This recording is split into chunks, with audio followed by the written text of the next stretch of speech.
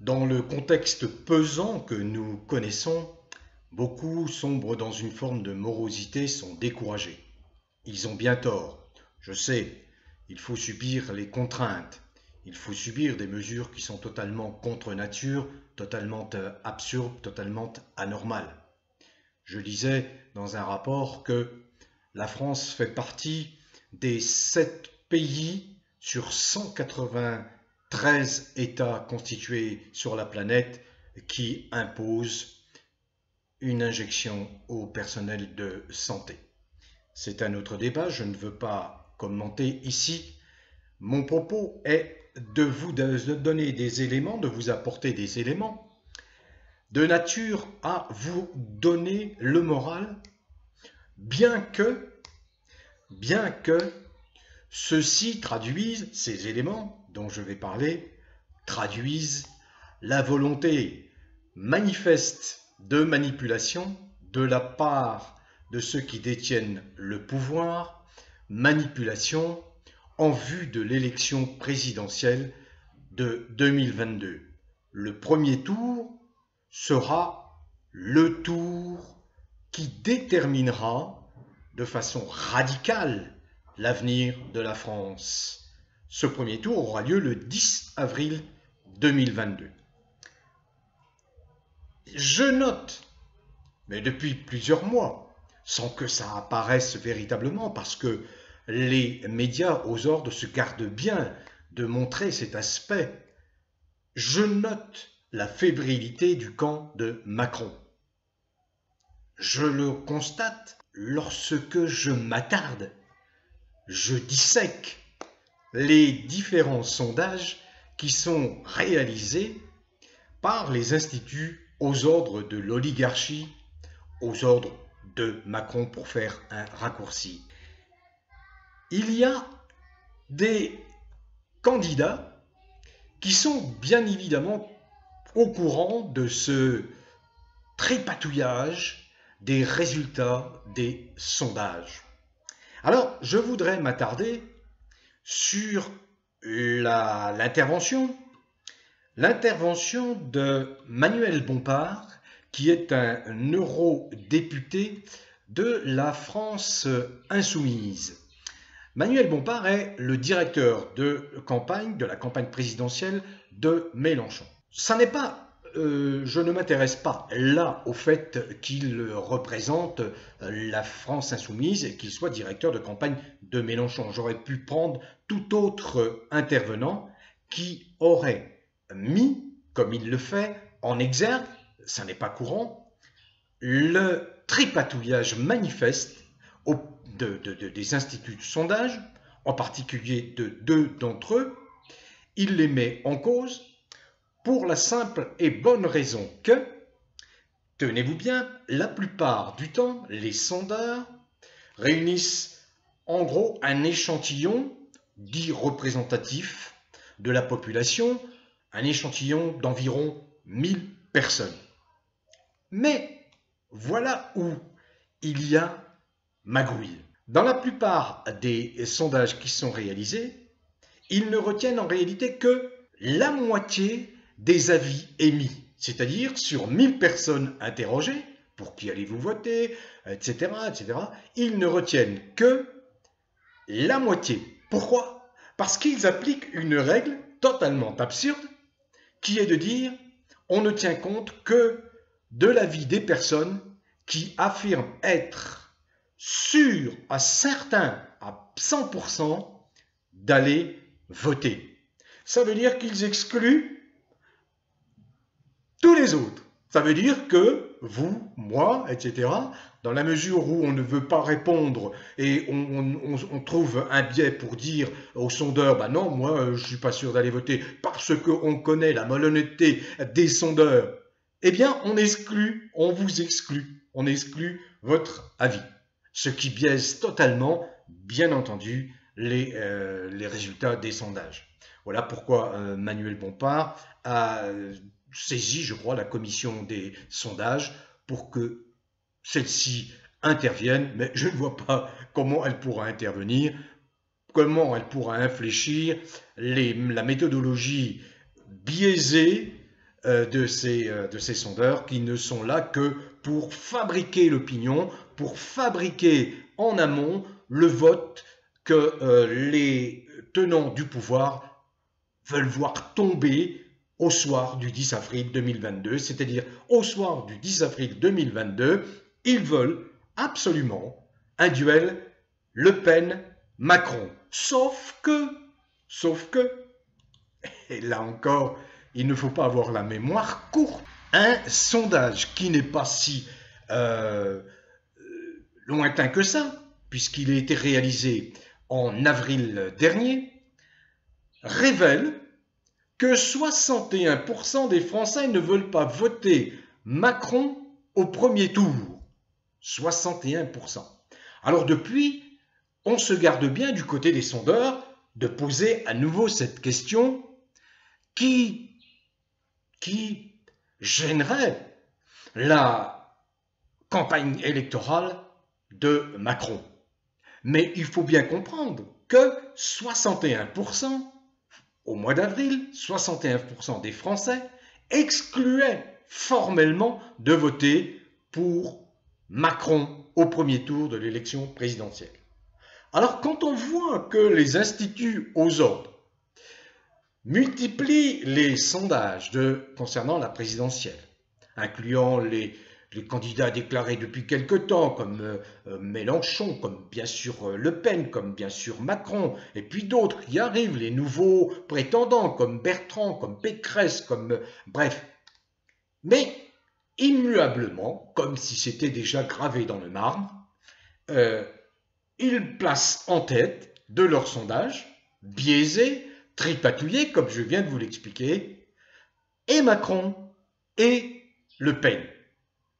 Alors, petit bémol, je me suis intéressé non pas aux sondeurs français, mais à des sondeurs britanniques. Je me suis intéressé au travail qui a été réalisé, il y a une enquête qui a été réalisée par un institut indépendant britannique qui s'appelle Redfield et Wilton Strategy. Là, on constate que les résultats diffèrent sensiblement des résultats périodiquement affichés par les instituts aux ordres de Macron. Pourquoi? Eh bien, d'emblée, j'ai retenu de ces résultats, à partir de l'enquête effectuée par cet institut britannique, le premier renseignement. 42% des gens qui avaient voté Macron en 2017 ne voteront pas pour lui en 2022. Alors comment se fait-il qu'il continue à arriver en tête dans tous les sondages effectués par les instituts aux ordres de l'oligarchie, aux ordres de Macron? Question. Je n'ai pas la réponse. On a d'un côté 61% des gens, des Français, quels qu'ils soient, qui disent non, on ne veut pas voter pour Macron en avril dernier, 2021, là. Et puis là, très récemment, une enquête qui a été réalisée, je crois, le 6 septembre, eh bien, on apprend que 42% des gens qui avaient voté Macron, là, c'est bien déterminé, qui avaient voté Macron en 2017, ne voteront absolument pas pour lui en 2022. Autre différence de résultat, c'est quand même assez cocasse. Le sondage réalisé donc ce 6 septembre par Redfield et Wilton Strategy, à partir d'un échantillon de 1500 personnes, et non pas limité à 1000 personnes, comme les instituts aux ordres de Macron, donne des intentions de vote qui sont sensiblement différentes de celles données par les instituts aux ordres de Macron, qui placent régulièrement duel Macron-Le Pen, avec Macron en tête, qui flirte avec presque quelquefois les 30%, et Le Pen qui caracole derrière entre 24 et 28%. Et il ne détale pas de ce score.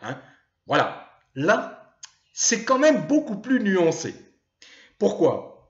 Parce que là, on voit que ça n'est pas Macron qui arrive en tête, c'est Le Pen, avec 21%, suivi de Macron avec 18%, troisième position, Mélenchon avec 11% et Bertrand avec 7%. Je vous passe le résultat des autres prétendants. Il y a Jadot, le faux écologiste, qui doit atteindre 5%. Il y a Barnier, le candidat républicain qui atteint 4%. La fausse candidate de gauche, Hidalgo, qui atteint 4%, etc. etc. De même que Dupont-Aignan, qui atteindrait 4%. Je n'ai pas Asselineau dans ces résultats, ce n'est pas de mon fait. Je n'ai pas Philippot parce qu'il n'est pas encore pris en compte.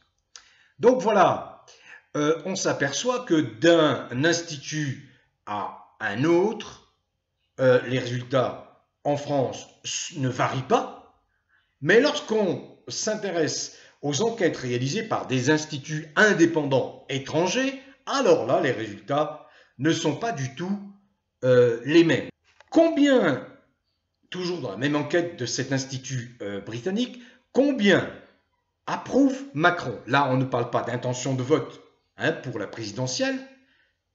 Là, on parle du jugement qui est porté sur l'action de Macron, l'action gouvernementale, l'action politique.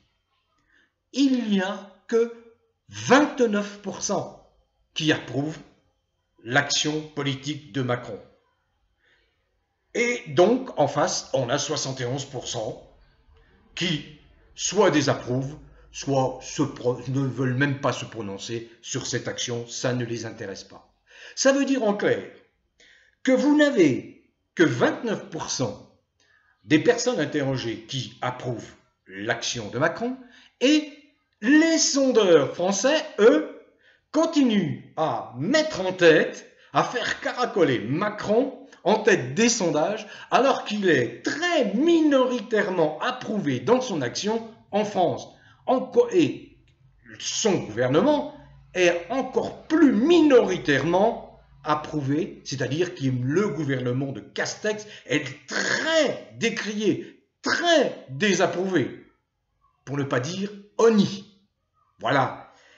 Donc, je voulais juste faire ce petit détour par les sondages, sans parler du sondage, des 3 sondages que j'ai lancés, en tout cas sans m'étendre trop sur ces 3 sondages. J'y reviendrai le moment venu. Juste un mot pour préciser ma pensée.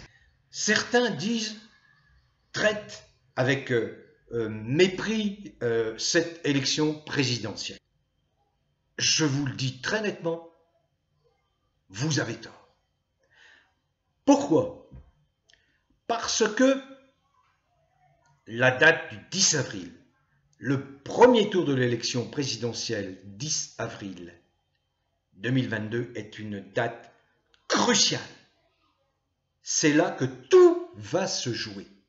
Et c'est donc là que la mobilisation de toute la résistance anti-macronienne doit se mobiliser. La résistance anti-macronienne se mobilise pour boycotter, pour contrer toutes les mesures contre nature, notamment le pass sanitaire ou l'Ausweis, mais il faut garder à l'esprit que l'échéance capitale, c'est celle du 10 avril 2022. C'est là où moi qui prône l'abstention, souvent dans certaines circonstances, parce que c'est inutile d'aller voter entre la peste et le choléra, on n'a pas à choisir entre la peste et le choléra.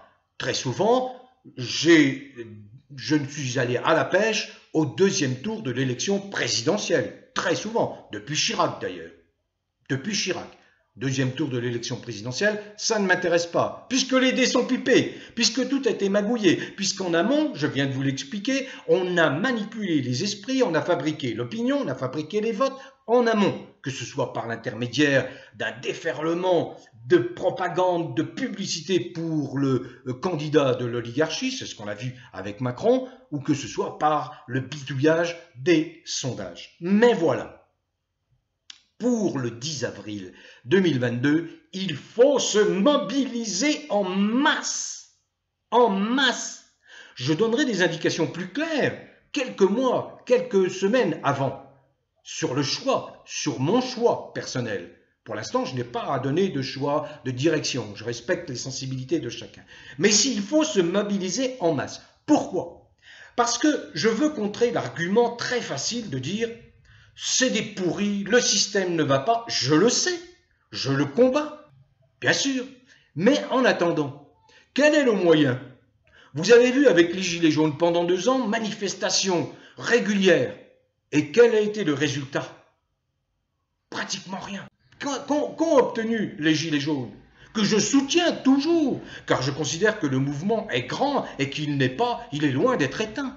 Mais rien, rien. Qu'obtiennent actuellement, en dépit de ces massives mobilisations depuis 9 semaines, qu'obtiennent en ce moment, qu'obtiennent les antipasses auxquels j'appartiens? Pour l'instant, rien. Macron, comme je l'ai décrit hier dans ma précédente vidéo, appartient à une catégorie de pathocrates. Pathocrate, pathologie, c'est-à-dire qu'il est dans une pathologie que j'ai souvent décrite. Donc il ne fonctionne pas comme vous et moi. Donc il n'y a rien à attendre. Bien sûr, certains disent oui, il faut prendre les armes. Bien. Ah bon? Vous avez les armes, vous avez les soutiens de l'étranger, vous avez des armées organisées, vous avez des polices, des milices organisées pour faire avancer une insurrection et passer à une autre France? Non. Vous avez une police et une gendarmerie qui collaborent, qui coopèrent avec Macron, qui restent dans le légitimisme, comme une grande partie de la classe politique qui reste dans le légitimisme et qui oublie de relire la Déclaration des droits de l'homme et des citoyens, qui incite à ne pas respecter celui qui détient le pouvoir et donc à ne pas rester dans le légitimisme lorsque il y a oppression du peuple. Donc, c'est très bien de pousser des cris d'orfraie, de dire oui, c'est inutile d'aller voter, ça ne sert à rien, c'est pas la peine, ça va être pipé, etc., etc. Non. Alors bien sûr, il faut s'attacher à ce qu'il n'y ait pas fraude. Alors là, oui, je suis d'accord avec ceux qui s'inquiètent sur la fraude électorale, la fraude au niveau du comptage, au niveau des résultats sortis des urnes. Et ce n'est pas tant dans les mairies, dans les 36 000 mairies de France, que la fraude va se produire. C'est au niveau du regroupement des résultats, au niveau du ministère de l'Intérieur. Et c'est là où les politiciens ont intérêt à imaginer des contrôles à tous les niveaux. Parce qu'effectivement, on ne peut pas exclure une fraude, mais une fraude qui interviendrait au plus haut niveau, c'est-à-dire au niveau du ministère de l'Intérieur, dont la mission est de regrouper tous les résultats. Là, je suis bien d'accord. Il faut faire extrêmement attention à ce risque de fraude. Il est bien réel, parce que comme je vous l'ai décrit, Macron est très fébrile. Contrairement à l'apparence qu'il veut donner de candidat détendu, il est très fébrile, il a très peur. Il sait très bien quel sera son sort s'il échoue à se faire réélire en 2022. Voilà mon propos d'aujourd'hui. J'y reviendrai, bien sûr, mais ne vous fiez pas aux sondages, aux résultats des sondages que les médias aux ordres communiquent à l'envi, pour vous façonner l'opinion, pour déterminer par avance, en amont, le vote qui interviendra au premier tour le 10 avril. Non, ce n'est pas comme ça. Je me souviens très bien d'un organisme qui siège au Québec, qui s'appelle toujours Filteris, et qui en 2017 donnait également des résultats qui étaient sensiblement différents des résultats qu'affichaient les instituts de sondage français. Et cet institut, en réalité, décrié par l'agence française de propagande, c'est extraordinaire, et ou par France Info, c'est à peu près du même acabit, décrié, eh bien, avait eu raison. Il y a 2 candidats qui n'avaient pas été prévus par les sondeurs français en 2017 en tête, Fillon et Mélenchon. Or, et Fillon et Mélenchon, qui étaient placés largement perdants, ont tutoyé et voire dépassé les 20% à la surprise générale. Je termine sur une nouvelle qui traduit effectivement ce découragement parmi ceux qui luttent pour une vraie France. À quelques jours d'intervalle, François Boulot, qui est un avocat qui a combattu, on va dire, aux côtés des Gilets jaunes, qui est une figure du mouvement des Gilets jaunes et qui a annoncé qu'il renonçait. Et quelques jours après, c'est Maître Divisio, une figure de la résistance anti-pass sanitaire, apparemment proche de Florian Philippot, qui annonce lui également qu'il décroche de la lutte. Alors je ne voudrais pas que ces deux défections soient mal interprétées. Vous savez, lorsqu'on se bat quotidiennement, on donne beaucoup d'énergie, beaucoup d'énergie. Et ces deux avocats ont donné beaucoup de l'énergie pour des causes nobles. Je pense qu'ils réapparaîtront, mais ils ont besoin, à mon sens, et ils ont bien raison, d'un temps de pause. Ils ont besoin de souffler un peu. Bon vent à tous les vrais Français, quelles que soient vos origines, quelle que soit la couleur de votre peau, quelles que soient vos croyances religieuses, philosophiques ou spirituelles, quelle que soit votre sensibilité politique dès lors que vous êtes un être humain ouvert d'esprit et tolérant. Continuez à cultiver le bien-être qui est gage de bonne santé et qui est un rempart efficace contre les agressions macroniennes. Où que vous soyez, en France métropolitaine, en Navarre, dans les merveilleux pays, territoires et départements d'outre-mer et à l'étranger. Bon vent à tous!